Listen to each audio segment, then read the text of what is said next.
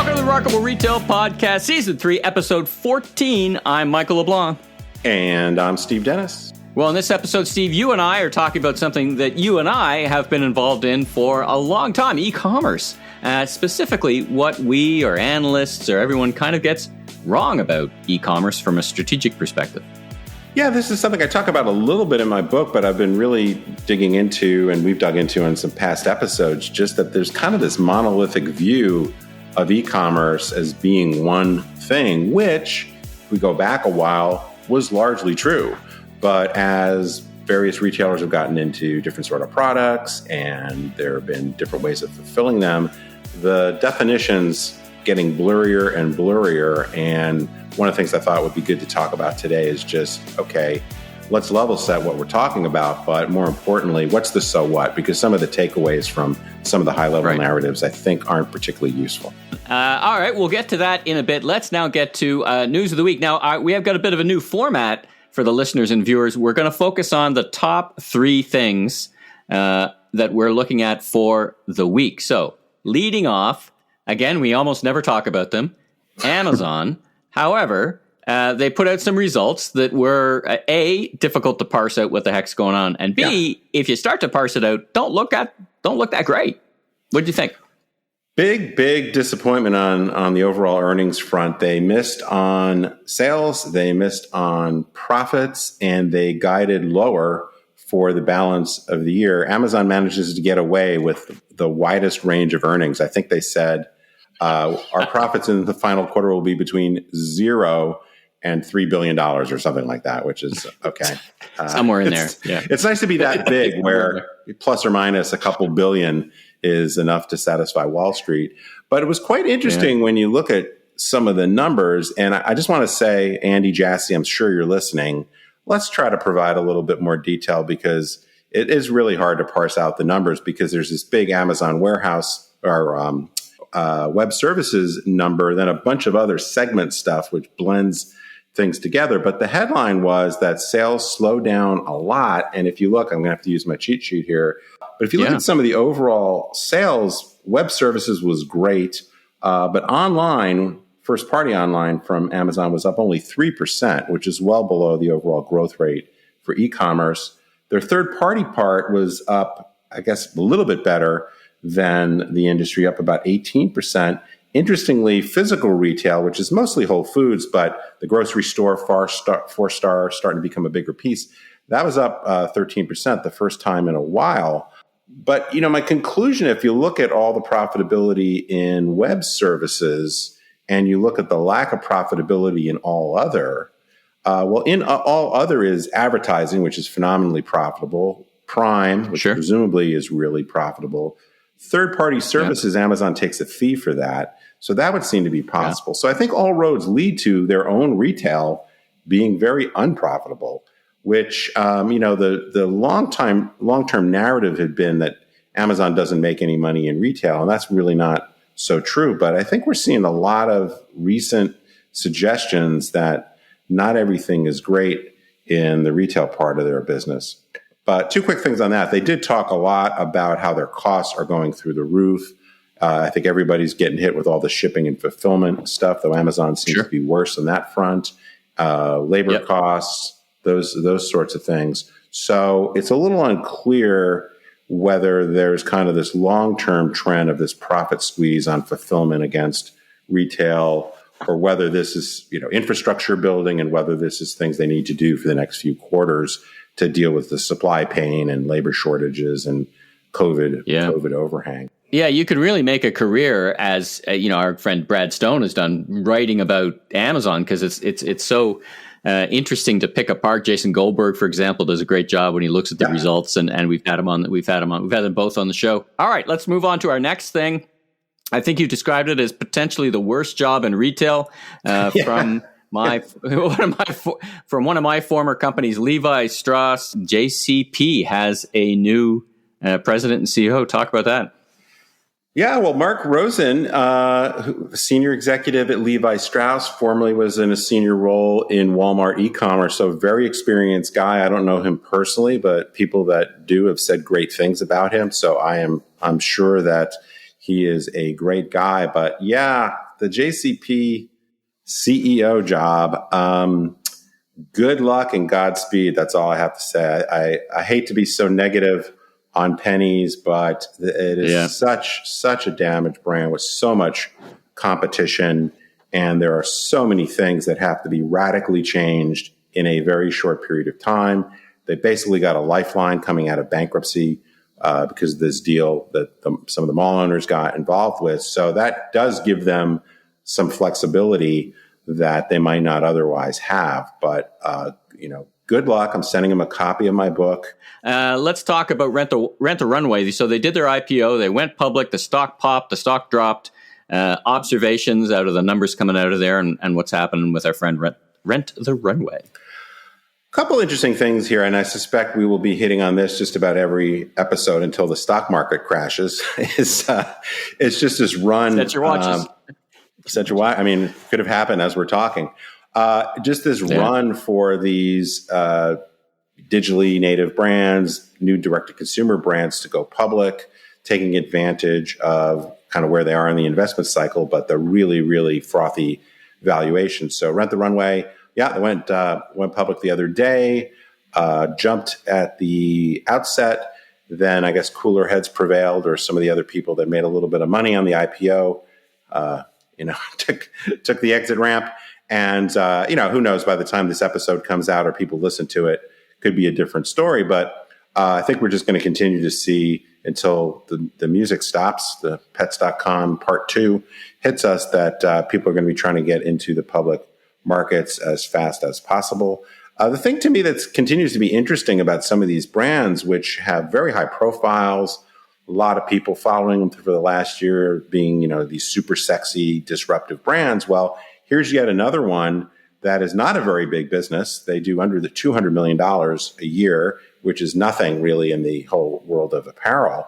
And they managed to lose about $1.10, I think, for every dollar they took in. So another one of these profitless prosperity companies. Now, to be fair, they are obviously investing in the business, and COVID was not very friendly to anybody in the higher end part of the fashion business. So I think it's pretty hard to really look at the profitability numbers right now. But I think just like we're going to see with some of these other brands, 2023 is going to be much more challenging for e-commerce companies. We've got this kind of rebalancing to some normal. We've got a lot of pressures in terms of digital marketing and just a ton of competition. So I think most of these companies that have gone public or been public for a little while, each of the quarters going into next year are really going to be the ones that'll give us more guidance as to whether this is a real business or just kind of a moment in time kind of business. Yeah, I think for them it becomes a bit crowded. I was interested to read Daniel McCarthy, our great guest, and number 1 episode, by the way. Congratulations, Daniel. He was talking about, as he pulls apart the numbers, he was talking about their depreciation rate on their rental goods, which he tracks at about 20%. So check out his comments on Rent the Runway and their business model, which are very insightful, as you would, of course, would imagine. Now, you did say e-commerce in 2023, not 2022, is going to be more difficult. Yes, that was yes. If you want to well, no, I did it mean probably will be too. It probably will be too. Well, I think it's going to take a while, certainly, for us to sort through all the noise. But I did mean 2022, and the reason why I focused on 2022 is because we start to anniversary a lot of the COVID specific effects, and that will, for the businesses that aren't for real, that will have a significant dampening effect on their sales, and we'll start to be able to see more clearly whether the return on advertising is working well. As some of these retailers go further into opening stores, we'll start to really get a sense of, can they open 5 or 6 stores? Can they open 50 or 60 stores? Or can they open 100 plus, as some of them have said they want to do? And that's going to be pretty challenging. Well, Steve, we've just finished up our news of the week, and I feel like I'm back in my as seen on TV days, but that's not all. There's more. You and I have been doing quite a few virtual keynotes since COVID and as of lately, but actually you're speaking now. You're now speaking to a live audience. What's going on? Yeah, I've just gotten back to a couple of in-person events relatively small ones, but the pace is picking up. And actually, I've got a pretty exciting event coming up in just about a month. Oh, tell us all about it. Well, I'm going to be going back to the UAE on December 6th. I'll be doing the opening keynote for the Middle East Council on Shopping Centers and Retailers annual retail congress in Dubai, which is back to a live event this year. Wow, you're not just doing a live event in front of a lot of people. You're traveling. That's exciting. The theme of my talk is omnichannel is dead. Retail's future is hybrid and harmonized. So try to be a little bit provocative, pick up on some themes from the book, other stuff I've been writing about. Well, it's fantastic. Well, to learn more about that event, we happen to have David McAdam with us. David, welcome. Thanks for joining us. My pleasure, gentlemen. Thank you very much for including me on this podcast. Well, it's great. Listen, tell us a little bit about yourself and what the Middle East Council on Shopping Centers and Retailers is all about. Well, thank you. I've been in the Middle East region for the last 20 years, and the 25 years before that, I was in Vancouver in British Columbia, the west coast of North America. Since being in Dubai largely for this period of time, I've been involved in probably 45 to 50 shopping centers in the region, working with the likes of Jones Lang LaSalle and other major developers in the region that have required the kind of expertise that I deliver, which is essentially a retail shopping center background for the last 40 years. So that's my background. And about 8 years ago, I took up running the Middle East Council of Shopping Centers and Retailers. And we now have 890 shopping centers under our umbrella. And we have about 3,600 thereabouts people who are affiliated with us on a regular basis. And we have over 1,000 full-time members that interact with our team of 5 full-time employees that we have in Dubai. That's neat. So that's basically, a group that brings like-minded people together to talk about the trends and stuff like that, right? And regular communications. Now you're doing a conference. Obviously, you invited Steve to speak at it. I was watching the promotional video, and I tell you, if the conference is half exciting as the promotional video, it's going to be fantastic. But tell us all about the conference. Well, the conference. Thanks a lot, first of all, because the conference in 2019 was our last live event. We had a virtual one last year, and it was as successful as you could imagine. But in 2019, we had 3,500 delegates over the 3 days. So it was a fairly successful event. Yeah. We hold it every year in the Ritz-Carlton DIFC, which is the Dubai International Financial Center. And we have the ballroom and all of the areas around it for our sponsors and exhibitors to open up to the public. So we're doing that again this year. This is our 27th year of hosting these events in Dubai. And I think that this year is going to be very successful. I'll tell you why. We have had so many people sign up already, earlier than even in the past years. We're completely sold out for our exhibition area, and our sponsorship grid is full. I mean, we always have room for more sponsors, but we're, I would say, running at about 95% of where we were in 2019. So we're thrilled with the take-up of what we have seen. And I know that people are really very much looking forward to getting back and building those relationships that they've built over the past number of years and sharing the information and listening to the experts like Steve to talk about new trends and maybe what we could be doing a little better here or learn from, a different perspective, the same thing. So that's what we're after, and we're looking forward to it this year very much, December 6th and 7th in Dubai. Well, it's exciting, and it's great to be back in person, IRL, in real life, as it would say. And Steve, that must be exciting for you. That's a bit of travel. I want to tell the listeners, don't worry, we're not going to miss a single episode while you wing your way to the other side of the world. But that's exciting, David. It sounds like just a great event, and it's great to bring people back together again. And listen, Steve, I'm sure will both entertain and inform. So thanks for joining us on Remarkable Retail to give us a snapshot about it.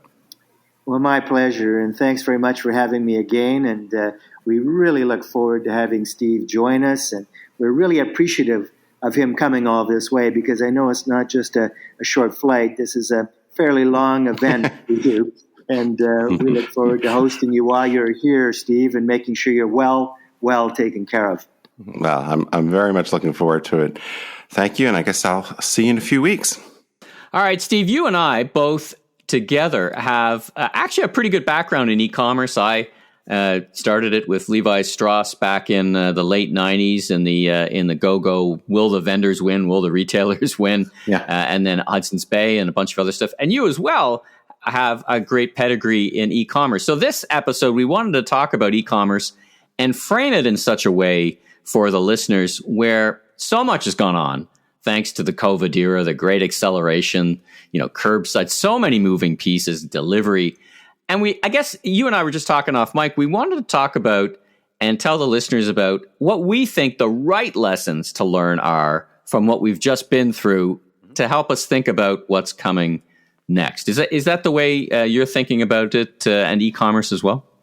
Some of it's definitely specific to COVID. Some of it is also kind of the arc of e-commerce and how it's developed over the past 20 or 25 years. But I think there are a lot of kind of false narratives or just misinformation that's out there. So some of it is about straightening that out if we can.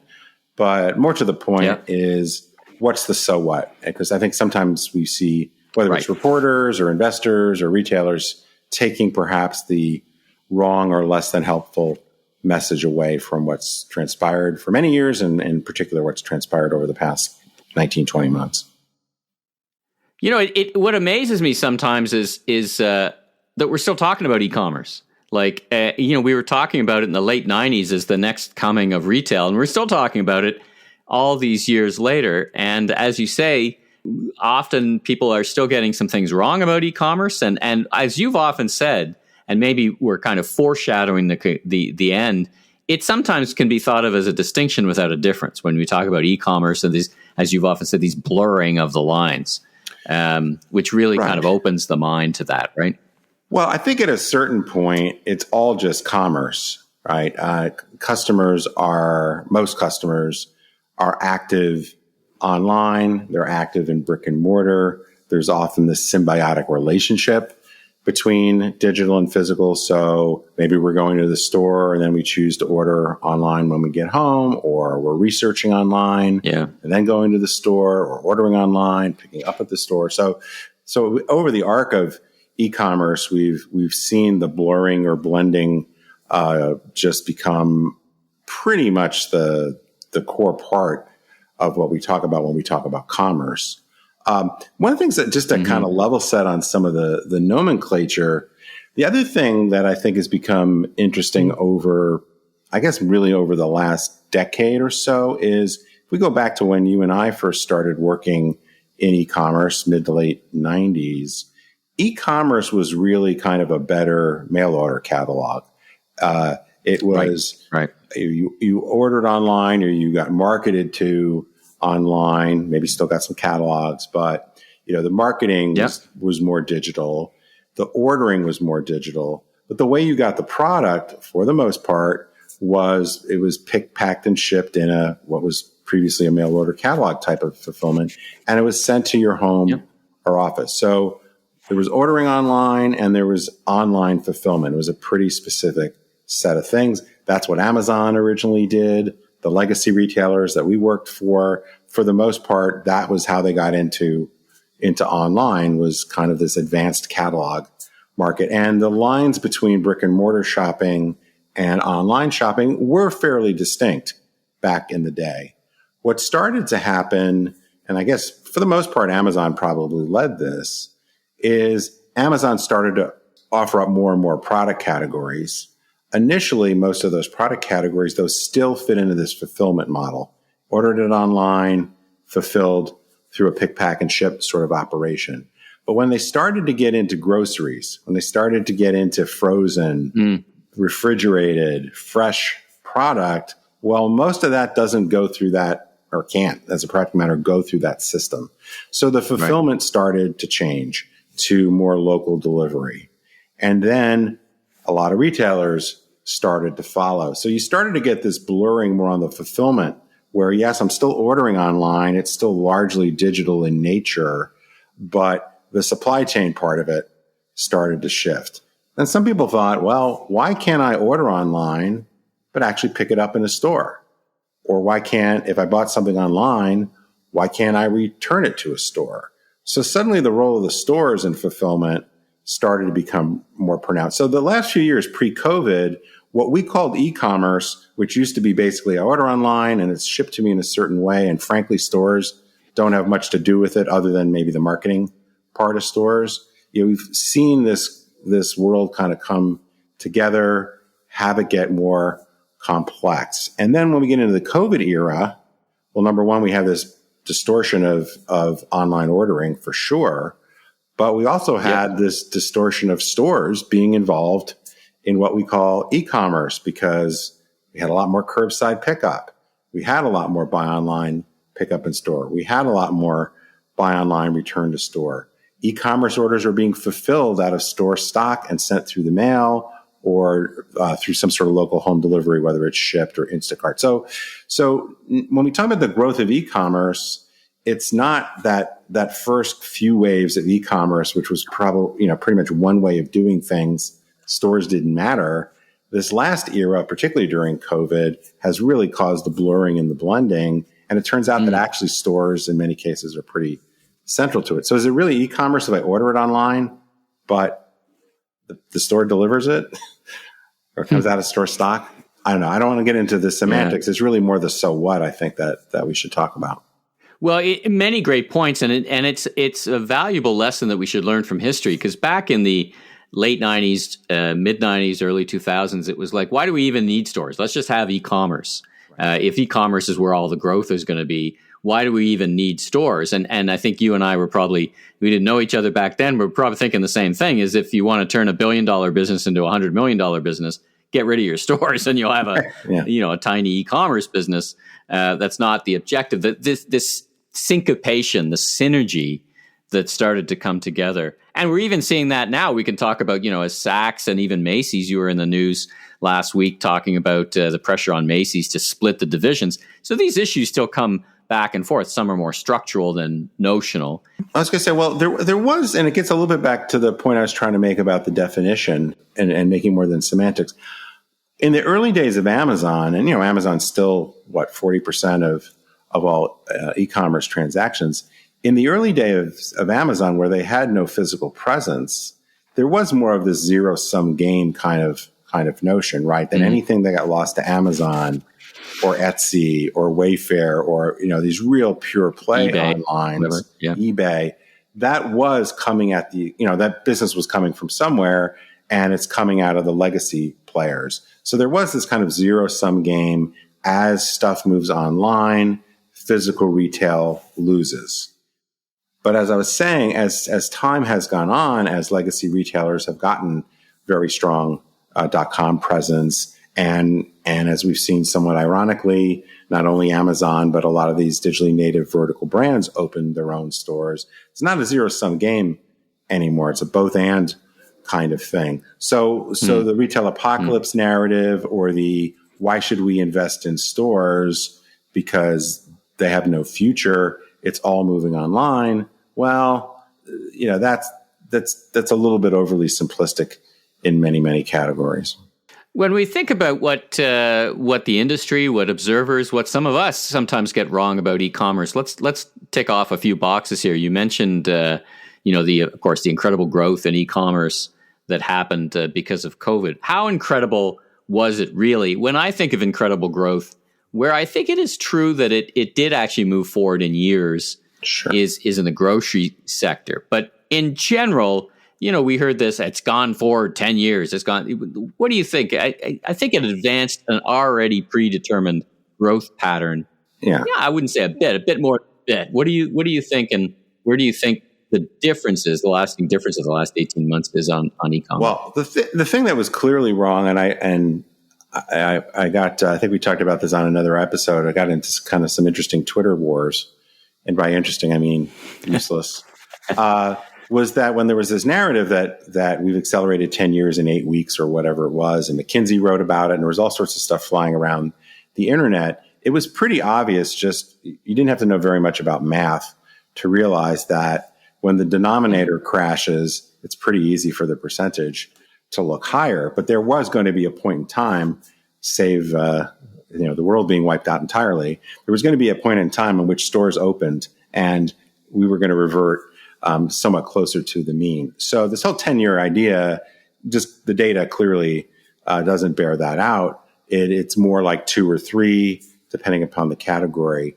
And I agree with you that grocery was the one which has been, is a huge category, has historically had very low penetration as compared to apparel, which is like 30, and books and music and things like games, 60, 70%. Yeah. So grocery was the one that could move the dial the most. And certainly people's interest in curbside pickup, home delivery was greatly escalated. People were eating more meals at home anyway. So you had kind of the double whammy effect. So, but we're still at this period where we have seen, for the most part, settling into kind of that 2 or 3 year acceleration. But certain categories are still a bit distorted as people are slow to go back to restaurants, slow to go back to vacation travel, those kinds of things. Well, that's a good point, because in an upcoming episode, we're going to have 2 grocery experts talk about the future of grocery, because there's a whole bunch of things that went on in that. So that's a bit of a tease for our next episode, Dr. Sylvain Charlebois.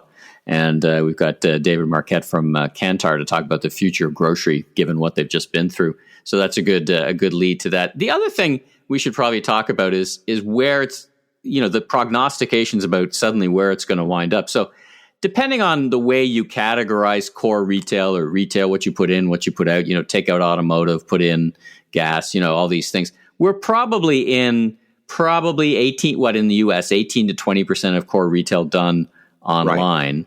Right. E-marketers calling the ball at basically 25% by 2025, which is not, that seems to be reasonable. Some highs, some lows. Yeah. I hear this 50-50, 50 by 2050. I don't know if it's 2050, but this 50% blend e-commerce. It seems, I don't know. It seems far-fetched to me. Or maybe I'm thinking about it wrong. Maybe it's a definitional issue, as you say. Well, it is a little bit of a definitional issue. If we're talking about transacted online and more of the online fulfillment, not involving a store, there's no way we get to 50%. Right. Some of it is just, I have generally used in terms of the e-commerce penetration, that at least in the US, e-commerce has been picking up share at just over about 1 point for the last 10 years or so. That got pushed up, as we just talked about, a little bit by several points. But it looks like, if you look at most of the forecasts, we're going to be back to more of, the 1 to 1.5% penetration, which is, I think, if you play around with the numbers, it's like a 10 to 15% overall growth. So to get to 50% on a larger base, something dramatic would have to happen that would allow e-commerce to grab share much more quickly than it did even during COVID. And who knows, I can't think out to 2050, but we're certainly not on that trajectory. And it gets to one of the other points about what I think is often thought of, is that kind of anything that can go online will go online. And there's a couple things that we have to think about there. One is, can go online. Pretty much every product you can imagine, short of getting a haircut. Sure. Well, even there, you can book an appointment online. Is that e-commerce? If you're going to get, this is where we get into these sort of semantic issues. Yeah, right. I could buy gas online. You're booking it online. Yeah. The performance. But for some reason, that's, people think of that. Well, that's clearly not e-commerce. But if I order online, I basically reserve a product online, and then I go to get it at a store, and the product was already in that store. Somehow that's e-commerce in a way that getting your haircut isn't. I don't know. Again, you get into kind of these semantics issues, but I think there are practical limitations or shopper preference limitations to certain categories getting to that 30, 40, 50% share. I think, a lot would have to change for people to not want to, for the most part, sit on that sofa, try on clothes, pick out the seafood at the counter. There's certain things where, not to say it doesn't happen at all, but there's certain things where physical retail really adds a lot of value. If you look at what RH has accomplished with their gallery stores, they actually haven't invested very heavily into e-commerce, even though home is a reasonably well-penetrated category. But that's because the stores add value. You can see all the product, you can try it, not try it on, test it out, et cetera. So there's some inherent barriers, I think, to these very high e-commerce penetration shares. The other one, which we should probably talk about a little bit more, is there's just the underlying economics. Some of these categories are just terrible e-commerce businesses. Selling selling an album online that can be digitally downloaded, well, that's a great business, right? No product costs, no distribution costs, essentially.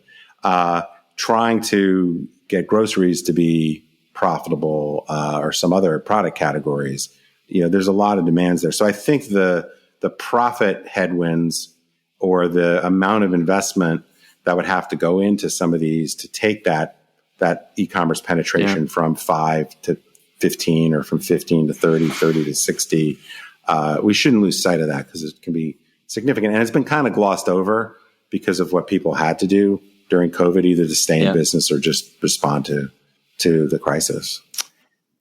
Now, there is a school of thought, the old saying in retail, right? Volume solves some sins, that as the growth of e-commerce grows, pragmatically, a courier can do 10 times more drops, as they would say, in a neighborhood. So there starts to become an efficiency as e-commerce. Like, I wonder if there's a tipping point in some categories. For example, if you're a big grocer and you're running e-commerce, at some point, it's very expensive to deliver 10 orders a day, but if you're delivering 500 orders a day, the incremental expense. So I think on the other side of the economics discussion is there's a lot of great retailers who are making good money. I mean, you're familiar with Land's End. You came out of the Sears organization. I can think of a lot of retailers who actually make good money doing e-commerce. And one of the things that it leads us into a discussion on is how fast it actually needs to get to the doorstep.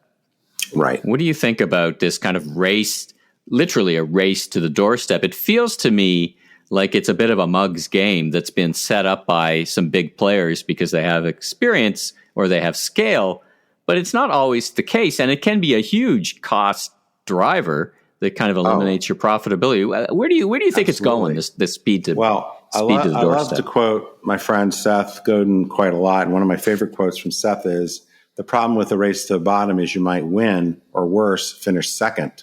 And I think this is definitely great quote. An issue. Well, to your earlier point, having worked in last mile delivery off and on for many, many years, it's not so much that volume automatically solves all problems or cures all sins, but the route density with home delivery is critically important, and it does start to change the game if you're talking about home delivered product and expensive to handle product, refrigerated, fresh, that kind of things that you can't send for the most part through UPS or whatever. So I think if you're Amazon, if you're Walmart, if you're Target, and that may be the end of the list, you are very focused on getting your supply chain, last mile delivery configured in such a way to get those economics to work. Everybody else, it's really hard to play catch up. And I think it looks like Walmart, Target, a bunch of others are in this convenience war where if 2 days was great a few years ago, then next day is better. One day's better. Next day is great. Then same day. And if same day, then it's within an hour. And these are very expensive things to do. And I think part of where you're going is, does the customer really need it? In many cases, no. If you offer it, will the customer, sample of one here, but I was ordering some things from Amazon and they said, well, you can get it in 2 days or you can get it in 1 day. Also ordered something from Best Buy. You can get it in 2 days. You can get it in 1 day. You get store pickup. Same cost. I was like, I don't know. Why not tomorrow? Do I need it tomorrow? No. But you offered it to me, and, Right, so right. you've allowed me to pick the more expensive option. And maybe I'm a jerk, or maybe I shouldn't be worried about their supply chain costs. Yeah. But we've created a lot of things in the system. Free returns drives a lot of costs. So there's a lot of things that have become kind of table stakes, or retailers are making table stakes that everybody feels, or many people feel like they've got to compete with. But ultimately, it makes the economics worse. So I have a theory. That what's your theory? This is Amazon's, part of Amazon evil genius. They are the leader here.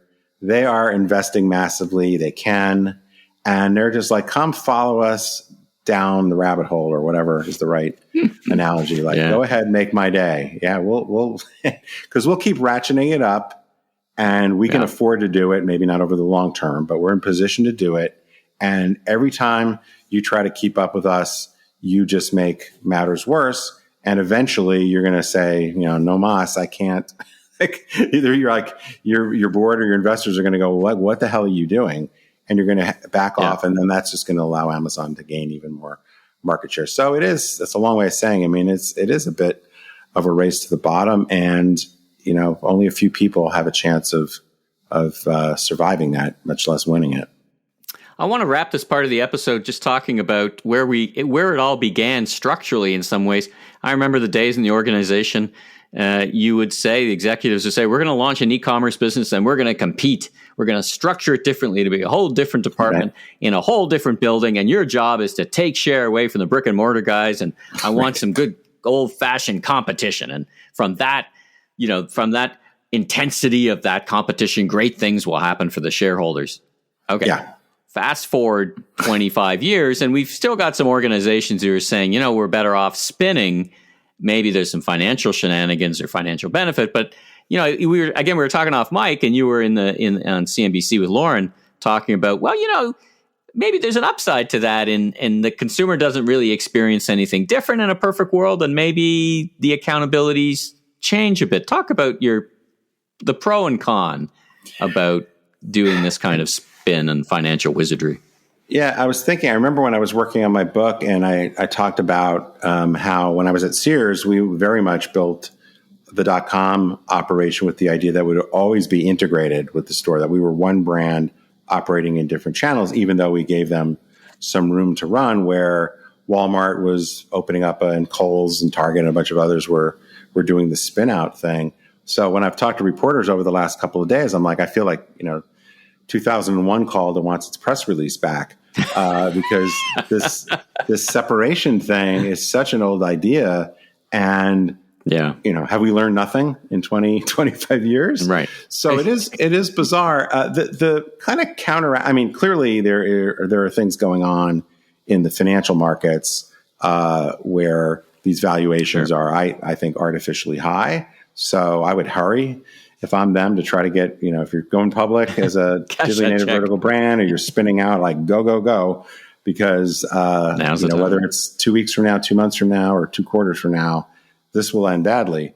Having said that, one of the things that I think is interesting, so my experience in trying to pull things together, first at Sears, then at Neiman Marcus, and over the last few years with several clients, is it's hard enough to be customer centric and get the different silos in the organizations to cooperate when you're under the same roof and you have the same CEO and executive structure. So the idea that you would the same bonus deliberately bonuses and set, like you name it, right?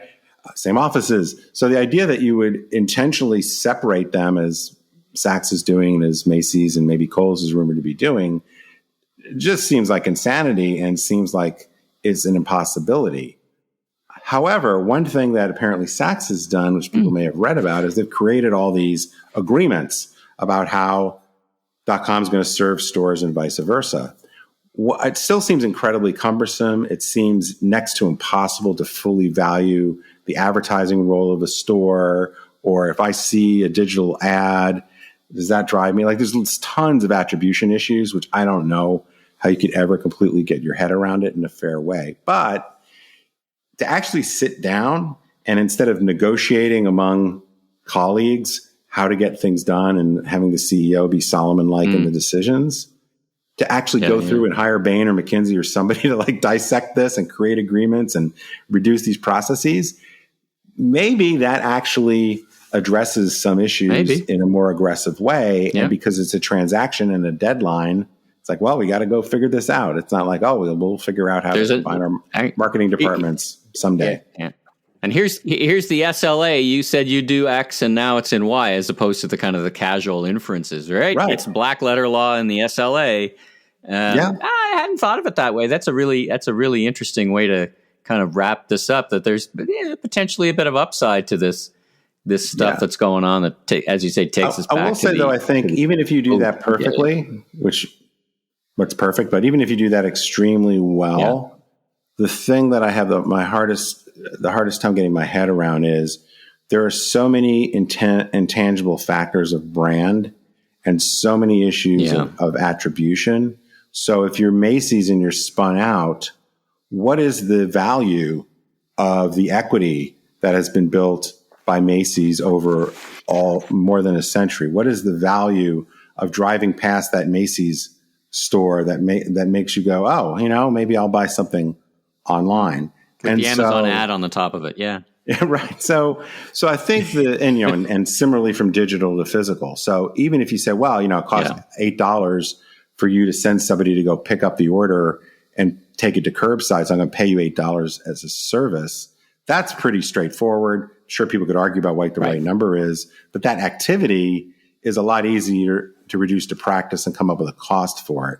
But the brand value, the experiential value, the acquiring customer in one channel who then becomes a repetitive online customer, or acquiring somebody online becomes a better customer. Like that is, people have been trying to do that well for ages. Nobody, as far as I know, has done it in a very comprehensive way, and it's not going to get any better for a given brand if you split things out. So that's the one that I think is the hardest to see how you could fairly address that. But we'll see. I think the Saks thing is going to happen. I think the Macy's, Kohl's, and some others are probably either cooler heads will prevail, or when we start to see the moderation in e-commerce numbers, people's ideas of what the .com is worth they'll be tempered a bit, I think. Or the financial momentum will just take them over the top, and they'll do it anyway because they, as you say, see an opportunity that doesn't come along every year to add that kind of enterprise value to a place like Macy's, right? All right. Well, listen, great episode talking about e-commerce. I'm sure not the last time we'll be talking about it. And next week, we'll be talking about it a bit more, actually, in the context of grocery and a whole lot more. So until then, let's wrap this episode.